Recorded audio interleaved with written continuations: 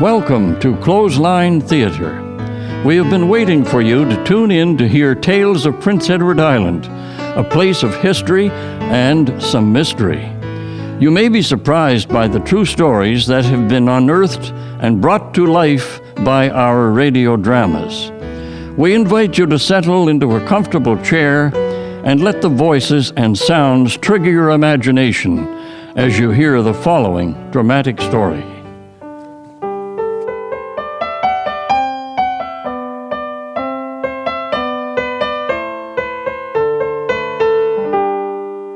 Prince Edward Island is known for its top-quality potatoes. Irish immigrants introduced the potato to the British colony in the late 1700s and found it easy to cultivate in the light, sandy soil. Potatoes quickly became a staple in the island diet, and as early as 1827 were being exported as a cash crop, their value to the island economy growing with each passing year. Thus, fear was struck in hearts when potato blight first made its appearance in 1845.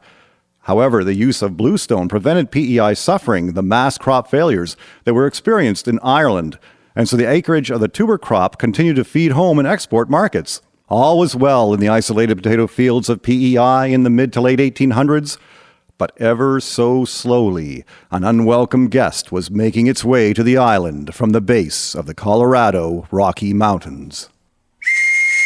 Listen up, you Colorado Beetles! I don't think life could get any better for us insects. We have the perfect view, cheap housing, and plenty of food to chew on with this wild potato plant. But the settlers have planted cultivated potatoes. I just tested the plant foliage and find it very pleasing to the palate. We're moving up! Really, Colonel? How is it you know so much? I stay under plant cover, Beetle, and keep my ear to the ground. Line up, comrades! We're flying en masse! What a view! Look at the rows and rows of plants! We don't have to waste energy scouting out food! This is paradise! It's free living! Chow down! Come on, ladies! Lay your eggs! Today, Colorado. Tomorrow, who knows? Beetles rule!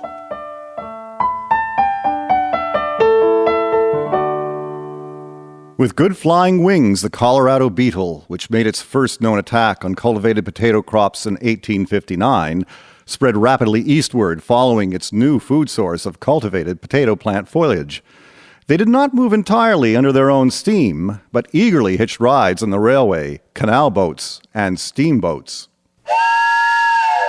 Wow! The train is so much faster than the steamboat! I like the steamboat myself. The trip is so much more relaxing.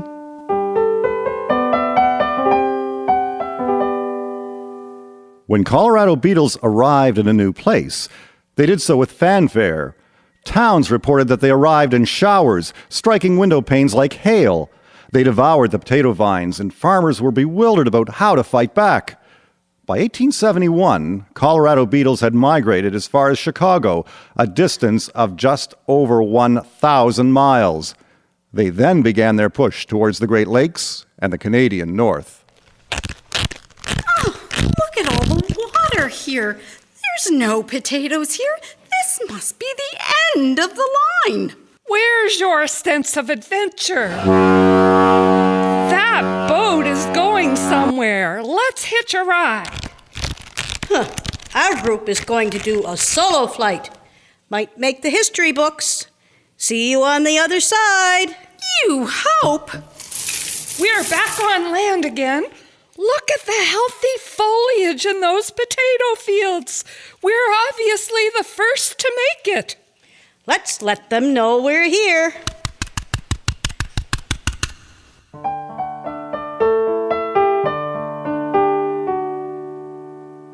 The Colorado Beetle made its presence known in Ontario and Quebec and flew straight through to New Brunswick. Oh, the scenery is pleasing in this place, but the temperature is a little on the cold side. Do you think it would be worth finding out what's on the other side of that water? It's called the Northumberland Strait, and I hear it washes up on the shores of an island. Sounds like we need to check that one out. It might be worth the ride. Colorado Beetle reached Prince Edward Island in late spring of 1881, showing up on farms in the Bedeck and South Shores area along the Northumberland Strait. Grab a hoe, Jane. I made them razor sharp, so we should make good time putting a hill on the potatoes. It's a grand day to be working outdoors. The rows are looking good, nice and straight, and there's hardly a miss. It's good that we got them planted a week earlier this spring, Earl. It sure makes a difference when the weather cooperates. It has been a good spring, and the growing season is shaping up well. Lots of sunshine and just the perfect amount of rain. The plants look real healthy. The green of the leaves against the red soil is a sight to behold. I never get tired of looking at the potato fields. If I was an artist, I'd paint me a picture of the shore field with rows running down the red bank leading to the edge of the water, and I'd paint all the plants in blossom. Look here. What's on this plant? I ain't never seen nothing like it. It looks like little slugs. Ugh, they're disgusting. They're eating holes in the leaves. Look under this leaf. There are bright colored spots of something.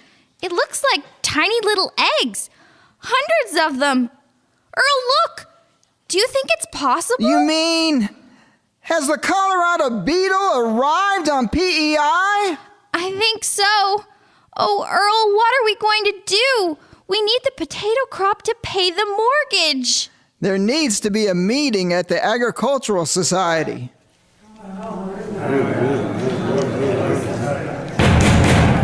As the chairman of the Agricultural Society, I call this meeting to order.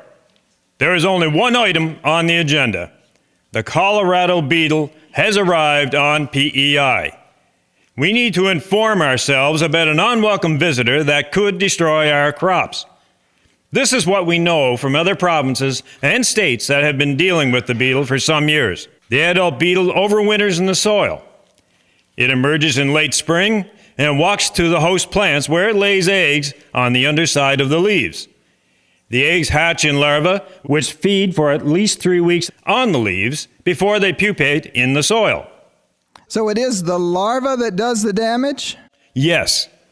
As it eats the leaves, it limits the plant's ability to photosynthesize and feed the underground tuber. Since the beetles are just arriving on the island, we don't know yet if there will be 1 or 2 generations of them a year. So what do we do about them? Several things have been found to work. One solution is labor-intensive, however. As soon as the plants are up in the spring, we need to send children and women out to the fields to examine every leaf for egg deposits. If found, they need to be instructed to destroy the eggs by mushing them with their fingers. It is the same for the larva stage. Send the pickers along the rows with containers to pick off the larvae and adult beetles. The picking should be done twice a day. It will not be as pleasant as strawberry picking, but it must be done. When you finish a picking, destroy the larva and the beetle by burning or with boiling water. Can the beetle not just be crushed between one's fingers? Well, I've heard they are poisonous and can blister fingers and infect open sores on the skin. Ouch. Do they have any predators? It is known that ladybugs, ground beetles, and lacewings feed on them. That's all fine for a small plot, but I have 8 acres planted. I cannot possibly pick every bug. Then I recommend you use Paris green, as the Americans are doing. But isn't that a deadly poison?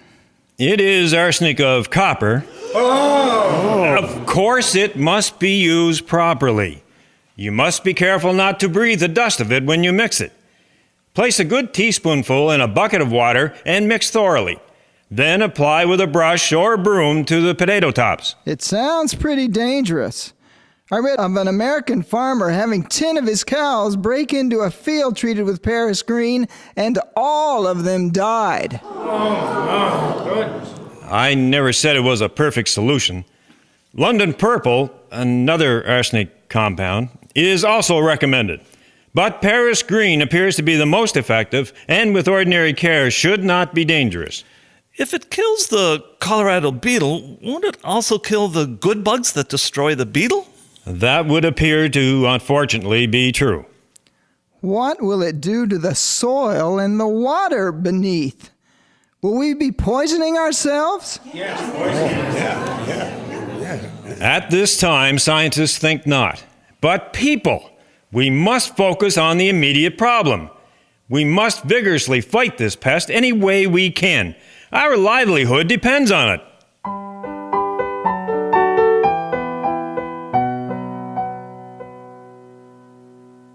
The Colorado Beetle came to stay on Prince Edward Island. Potato farmers of every generation carry on the fight to control, if not defeat, the beetle. The questions asked remain the same. What harm, if any, might the solution be causing? There is a constant battle to protect the potato, the king of the island economy. They say islanders are so friendly, but I'm not feeling the love. I know what you mean. I have nightmares about it myself. Especially when they talk about the pesticide Edmure. Or the one called Alias. Unwelcome visitors take Prince Edward Island by storm. Narrator, Stuart Smith. Colonel, Dan Casely. Beetle 1, Catherine Dixon. Beetle 2, Dolly Silk. Beetle 3, Stephen Hurst. Beetle 4, Patty Arsenault. Earl, Jim Dixon. Jane, Leslie Casely. Chairman, Albert Goody. Farmer, John Martin. Beetle 5, Charmaine Comeau. Beetle 6, Kathy Clow. Beetle 7, Wayne Wright.